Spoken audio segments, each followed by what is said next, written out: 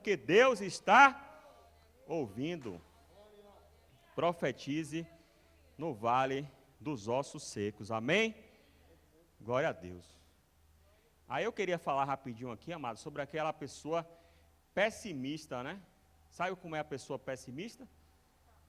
Tudo está ruim, reclama de tudo, murmura de tudo. Você chega todo animado para contar um projeto, para contar uma bênção para aquela pessoa. Vai dar errado, tudo está ruim, critica todo mundo. Amados, Deus nos livre de sermos assim. E nós temos que guardar também o nosso coração. A palavra de Deus fala, né, que quando Jesus chegou na casa de Jairo para curar as filhas dele, já tinham as pessoas lá para chorar pela morte da filha dele.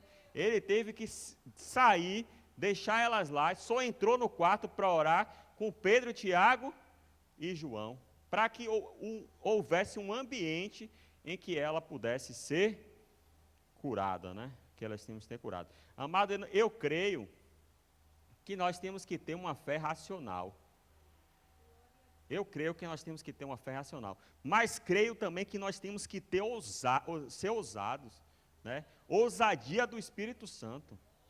Ousadia do Espírito Santo para empreender. Nós temos que ser ousados, nós temos que ter coragem, né, de sonhar, né, de fazer planos, né, de se colocar à disposição de Deus para mudar a vida de outras pessoas. Não deixe, amados, ninguém ou nenhuma situação roubar os seus sonhos, né? Se você tem um sonho que Deus te deu, não deixe ninguém usado por Satanás liberar palavras para roubar os seus sonhos e para roubar a sua fé. Amém? Amados, se as palavras, elas têm poder para gerar vida ou morte, quando essas palavras, elas são liberadas por figuras de autoridade, né, o potencial para isso é ainda maior, né? Por exemplo, palavras geradas por um pai na vida de um filho, né? Ou de um marido, por um marido na vida de uma esposa, ou de um pastor na vida dos seus liderados, ou de um chefe no trabalho na vida dos seus subordinados. Essas palavras têm poder ainda maior, né? Então, muitas crianças ouviram de seus pais algumas palavras que foram palavras de morte, que foram palavras que não vieram da boca de Deus, e infelizmente muitas delas acreditaram, né? A criança, ela não tem condições, por conta da idade, né? Ela não tem conhecimento suficiente, por conta da idade, para refutar essas palavras. Então, quando o pai libera uma palavra, por exemplo, dizendo que a criança é burro, você é burro, ou fala assim, ó, você não vai dar em nada, você não presta, você não vai casar nunca. Esse tipo de palavra, quando é lançada por uma figura de autoridade, ela tem um poder destrutivo ainda maior, né? A gente pode voltar aqui ao exemplo de Jacó, né? Quando ele liberou aquela palavra sobre a vida da própria esposa Raquel, de que ela iria morrer, né? Amado, eu não sei qual foi a palavra, eu não sei qual foi o decreto que foi liberado por figuras de autoridade contra a sua vida. Mas, deixe Deus trazer a sua memória, mas eu quero agora, na autoridade do nome de Jesus, em unidade com o irmão, eu quero cancelar todo o efeito no seu espírito dessa palavra. Então, se disseram que você é burro, nós cancelamos agora e declaramos que é mentira, que você é inteligente. Que se disseram, você não presta, é mentira, você presta sim. Se disseram que você não vai dar em nada, mentira, você vai fazer uma grande obra aqui na terra. Mas se você quiser saber a vontade, a verdade da sua vida, sabe a quem você tem que perguntar? A seu pai. Que pai? Deus, lógico, né? Sabe por quê? Porque Deus não mente. Deus não mente. Deus, ele vai falar a verdade no seu coração sobre a sua vida.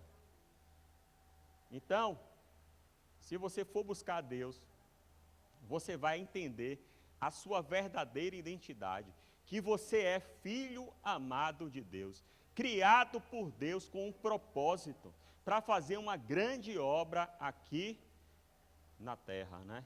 E Deus também, Ele fala e se manifesta através da sua palavra, né? Como diz aquela música, eu sou o que a Bíblia diz que eu sou, eu tenho o que a Bíblia diz que eu tenho. Então a Bíblia é a verdadeira fonte, onde você vai saber quem você é e o que você tem direito aqui na terra.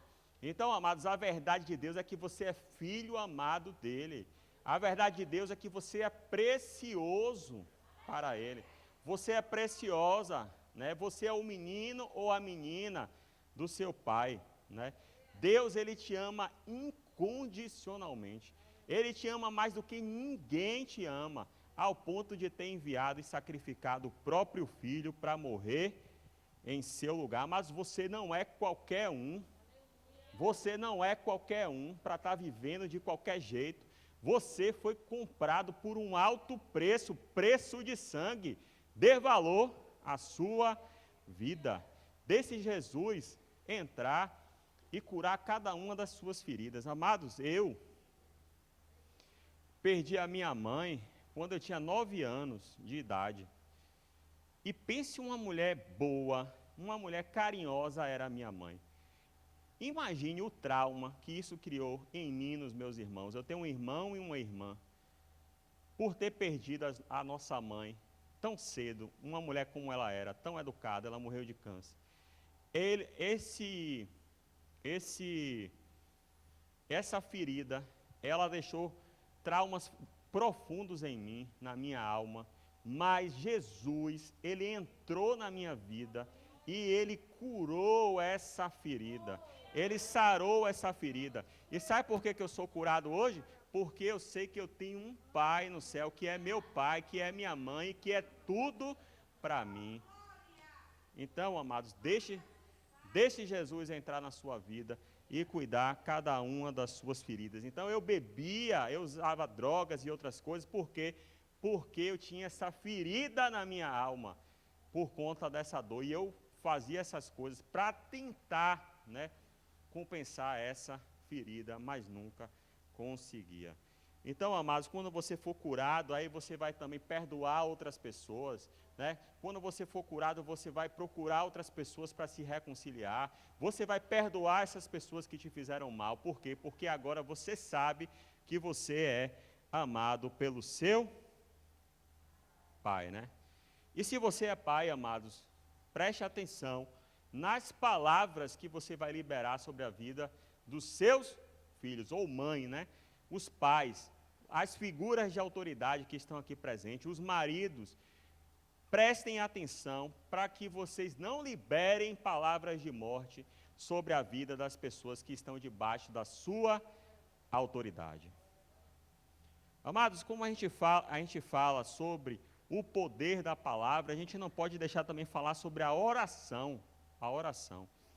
A oração é um diálogo com Deus, através do qual nós vamos nos relacionar com Deus. Porque Deus, ele não é uma força. Deus, ele não é uma energia. Deus, como eu falei, é o nosso Pai. E todo filho que tem um pai bom, conversa com o seu pai. Então, através da oração, você vai conversar com o seu pai. Você vai expor ao seu pai tudo o que você está sentindo, né? Então, a oração, ela é uma chave que abre muitas portas, né?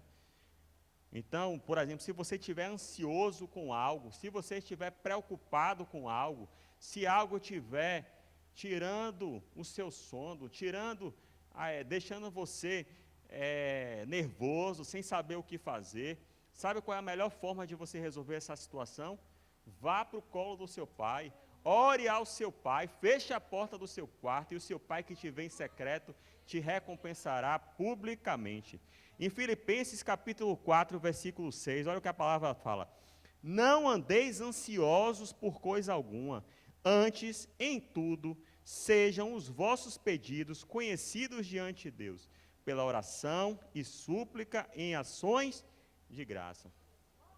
Amados, no Velho Testamento, né, nós tínhamos o tabernáculo, né, e no tabernáculo nós tínhamos o átrio, que era o lugar onde a congregação ficava, nós tínhamos o lugar santo, onde ficavam os sacerdotes, e nós tínhamos o Santo dos Santos. O Santo dos Santos era o lugar onde ficava armazenada a Arca da Aliança, que armazenava a glória de Deus, e que ali representava a presença de Deus. E que existia um véu muito grosso que fazia a separação entre o lugar santo e o Santo dos Santos. E a palavra de Deus fala que só podia entrar no Santo dos Santos o sumo sacerdote, uma vez por ano, depois de fazer todo um ritual. E ele tinha que entrar com uma corda, porque se ele entrasse de qualquer jeito, ele era fulminado pela glória de Deus.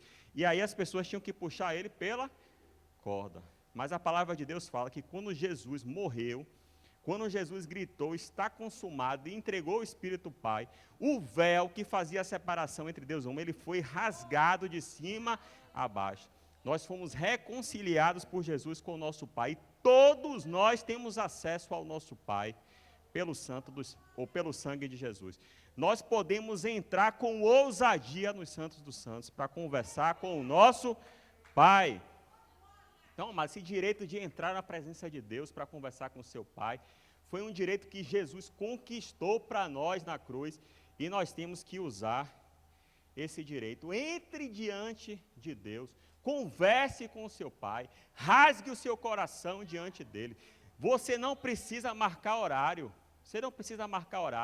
Rapaz, por mais que você queira ser um pai bom, tem horas que o seu filho vai querer conversar com você, que você vai estar cansado, que você vai estar ocupado, que você não vai querer conversar, mas com Deus não. Deus sempre tem tempo para nós. A hora que você quiser conversar com Ele, Ele está de braços abertos, querendo conversar com você. Entre e converse com o seu Pai. Amados, a gente falando do poder da palavra, a gente não pode deixar de falar da Bíblia. Por que não? Porque a Bíblia é a própria palavra de Deus. Então, se há poder na palavra, quem dirá na palavra de Deus, que é a Bíblia? Quem dirá das promessas que estão na Bíblia, né? Então, nós temos que conhecer a palavra de Deus. Nós temos que estudar a palavra de Deus. Nós temos que ter o hábito de meditar na palavra de Deus, né? Como quando o Senhor estava instruindo Josué, né? Porque Josué, ele foi o sucessor de Moisés. Moisés acabou não entrando em Canaã. E aí, o Senhor estava instruindo Josué como ele deveria se comportar para liderar o povo para conquistar a terra prometida.